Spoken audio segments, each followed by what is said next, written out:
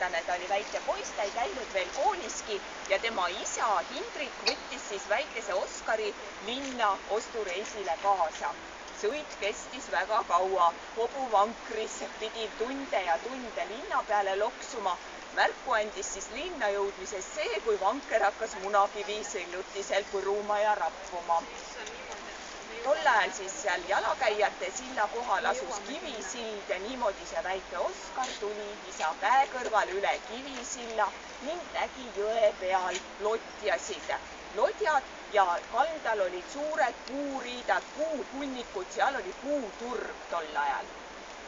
Isa lasi siis väikesel Oskaril üksipäini teha päris pika jalutuskäigu. Oskar jalutas jõe ääres, vaatas puuturgu, siis siin asus selle koha pealt kaubahoov. Kaubahoov, lihaturg, talumeeste vankrid, muud müügiletid. Nii ta seal müügilettide vahel kõndis, ostis ka kodustele kaasa kingitusi. Ta ostis ka ise endale midagi. Endale ostis ta väikese märkmiku, mille külge oli seotud harilik pliiats. Kui siis sealt kaubahoovist poiss läbi oli jõudnud, märkas ta ainust rohelust laiku tol ajal Tartu linnas, et kui täna on Tartu roheline linn, siis tol ajal rohelust kuskil polnud. Ainus roheline laik oli siis Barclay plats. Nii me liigume natukene sinna platsi poole.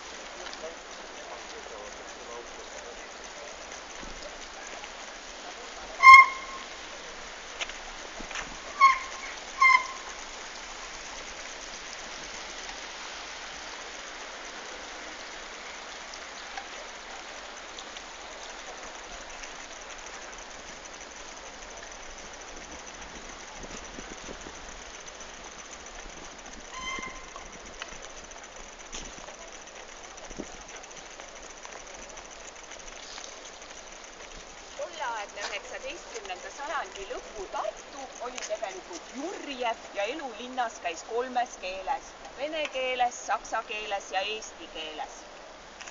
Kui Luts siis väikse poisina jõudis Barclayde tolli ausamba juurde, istus ta sinna pingile, imekles ausammast ja vaatas seda elu, mis ümberringi käis. Ka vanamehena, kui Luts Tartus ringi kõndis, siis see plats oli üks tema lemmikpaikasid, kus temal meeldis pingi peal istuda, inimesi vaadata, oma sõpradega juttu puhuda ja samuti lastega, mängivate lastega rääkida. Luts üldse lastesse suhtlus väga suure hellusega, tema meelest lapsed olid headuse sümbol, nii et lapsi Luts väga hoidis. Ja siit algab Promenaadi tänav, mis on nii-öelda nime poolest siis taastatud ja sama väikene diagonaalne osasi ja Promenaadi tänav lõppes siis ülikooli suugust ülikooli tänavasse niimoodi, et selle koha pealt on selline kaubahall, diagonaalis sellest kaubahallist läbi, seal kus oli Postimäe sissekäik ülikooli tänava poole, sinna lõppes Promenaadi tänav. See oli suuremaid Tartu tuiksooni, siit edasi siis Rüütli tänavasse ja sealt üle Vabaduse silla minna Narva mäele. See oli selline liiklustänav. Mis on veel Tartus muutunud, et siis on hakatud linnavalitsuse poolt siis jäädvustama minevikku siis väga kavalalt, siis kividega siin on ehitatud siis keskaegne linnamüüri koht, üks linnamüüri tornidest natukene siit ülespoole jäi Antonise värav, üks põhilisi linna väravaid läks sinna Riia poole, Riia väravast kutsuti Antonise väravaks ka sealpool ja Vanemuise lähedal oli Antonise kabeda surnuaed. Samuti need rattahoidjaid vaadata, siin on ka tähed, et küllap olete jõudnud tähele panna, et seal on siis kaubahoov, nendest tähtedest tuleb kokku ja siis rattahoidja ja ühtlasi siis meenutamaks seda kohta, kus oli siis kaubahoov. Kaubahoov oli selline suur hoone väljaspoolt, igalt poolt sammastega ehitatud, et ta paistis hästi silma. Aga nüüd me liigume edasi Raekoja platsile. Siin asus ülikooli farmaatsia. Ja kui Oskar Luts oli farmaatsia üliõpilane, sattus ta siia hoonesse tihti, siin tehti siis igasuguseid katseid ja segati erinevaid rohtusid kokku. Kõrval hoones väga sagedulaline. Muide, noor Eesti kirjastus trükkis ära ka tema esimese teose, aga sellest räägime me hiljem pikemalt. Siia Raekoja taha, kus praegu me midagi ei näe, jäi üks hoone tol ajal ja seal oli kino Tsentraal ja restoran Voogel. See oli sellise kõrgema rahva jaoks üks selline kahtlane koht, kuna seal restoranis käisid siis sellised saksa Antwergid, vene pagulased, pankrotti läinud ärimehed, kunstnikud, üliõpilased ja kirjanik Oskar Luts. Temale meeldis seal istuda ja rahvast vaadata.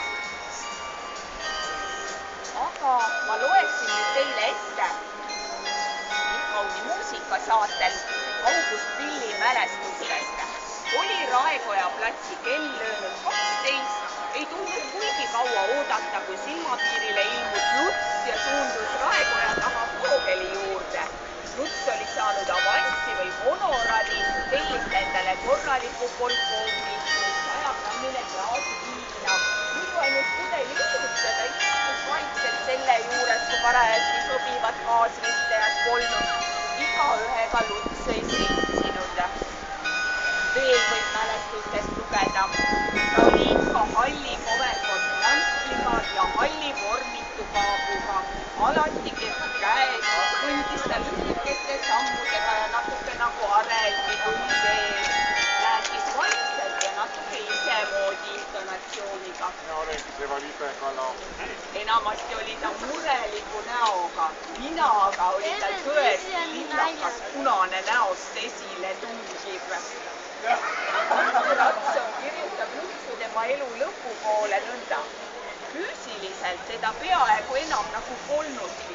Ta paistis nagu liikuv viirastluste siluette, kui ta sulle Tartus Raekoja taga vastu sattus kuidagi ettevaatlikult üle munakirjutuse kulgedes. Siis ja su ette seisma jäi mulje, et tarvitseb teda nimetis sõrmega vastu rinda torgata ja ta kukub ümber. Sellega siis on Luts nüüd tagasi palutud, see väike etteaste sai läbi ja me siirdume nüüd edasi ülikooli taha. Kool oli tol ajal veel rohkem tudengite päralt, kui ta täna on. Et siin oli tõsine keskus, ülikool, peahoone, et selliseid õppehooneid nagu praegu on linna äärtes tol ajal ei olnud. Luts siis õppis ka ülikoolis farmaatsiat 1911. aastast ja sagedasti kõndis ta Toomemäe Nõlva mööda üles, käis Vanas Anatoomikumis, aga eelkõige siis Toomkiriku varemetesse ehitatud ülikooli raamatukogus. Ja seal tegutses üks Lutsu jaoks väga-väga tähtis inimene, kelle nimi oli Aleksander Rastorgujev. Tema oli selle ülikooli raamatukogu hoidja ja juhataja ja tema oli Lutsude perekonnasõber. Ja tema mõjutusel üldse Oskar Luts tuligi reaalkooli Tartusse õppima. Tema mõjutusel läks ta apteekriõpilaseks ja tema mõjutusel läks ta ka ülikooli farmaatsiat õppima. Veel oli oluline, ta õpetas Lutsule prantsuse keelt, nii et lisaks siis vene ja saksa keelele oli Luts õppinud prantsuse keelt ja ta luges ka poola keeles ja soome keeles raamatuid. Üldse Lutsul oli väga suur kirg lugemine. Ta luges juba väikse poisina indiaanijutte, seiklusjutte, Dickensit. Teda kutsutakse ka Eesti Dickensiks, sest tema kujutas suure armastusega lapsi ja lapsepõlve ja noori inimesi. Peale selle kuulusid tema lemmikute hulka Gogol. Ta teadis peast tsiteerida Gogolit hästi palju. Turgenev, Cervantes, Shakespeare ja Eesti kirjanikud Bornhöhe, tal oli väga palju lemmikuid. Ja ta luges ning tema kirjanduslikuks nõuandjate mõjutajaks oli ka seesama Rastorgujev. Muide, suve raamatus käib ta algaja kirjaniku Lestaga, kirjanik ise Oskar Luts külas ülikooli raamatukogus Rastorgujevil. nii, aga mis nüüd sellesse majasse siin nurga peal puutub, siis tol ajal oli see maja Karskusseltsi hoone. Nagu me ennegi seltsidest rääkisime, omasid need tegelikult tol ajal inimeste elus väga-väga suurt tähtsust ja seal aeti palju rohkem asju, kui selle seltsi piires arvata võib, et aetakse.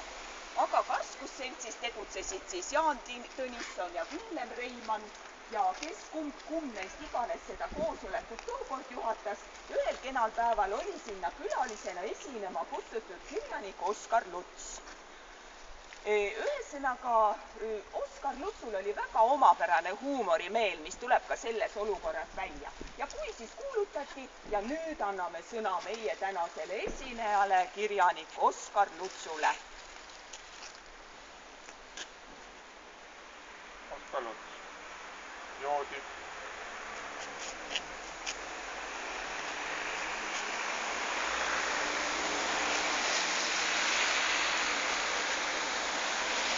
Sellega tema esinemine seal piirdus, öeldes, et mina olengi see joodike. Et see oli selline Oskar Lutsu huumorimeel. Aga tõsi küll, Oskar Lutsul see viinaviga oli väga kõvasti küljes, tõenäoliselt oli ta selle pärinud oma isalt, aga tema isa oli vanast peast täielikult karsklaseks hakanud. Ja Luts oma vanemas eas ka tunnistas, et tal see probleem on ja püüdis sellest väikest viisi vabaneda, aga paraku tal see ei õnnestunudki. Nii et Lutsul jäi see viga elu lõpuni külge. Aga meie nüüd siirdume edasi, me sõidame natukene läbi kesklinna Rüütli tänava, möödume Oskar Lutsu nimelisest Tartu linna Keskraamatukogust ja enne veel Rüütli tänaval väikene peatus, mis on seotud tema loominguga, siis edasi sõidame sealt Lutsu raamatukogust mööda Raekoja platsile, aga enne kohtume siis Raekoja platsil. Rüütli tänaval. Tal oli see vaja siin Postimehe raamatupood ja trükikoda. Ja nagu öeldud, Luts siis, kui me rääkisime tema väga suurest lugemusest, et ta tõesti tohutult luges, öeldakse nõnda, et Luts oli ühel hetkel ennast täis lugenud ja kõik see lugemus hakkas temast välja pressima, siis hakkas tema Kevadet kirjutama, et need tüübid nagu ise nurusid peale ja tahtsid paberile.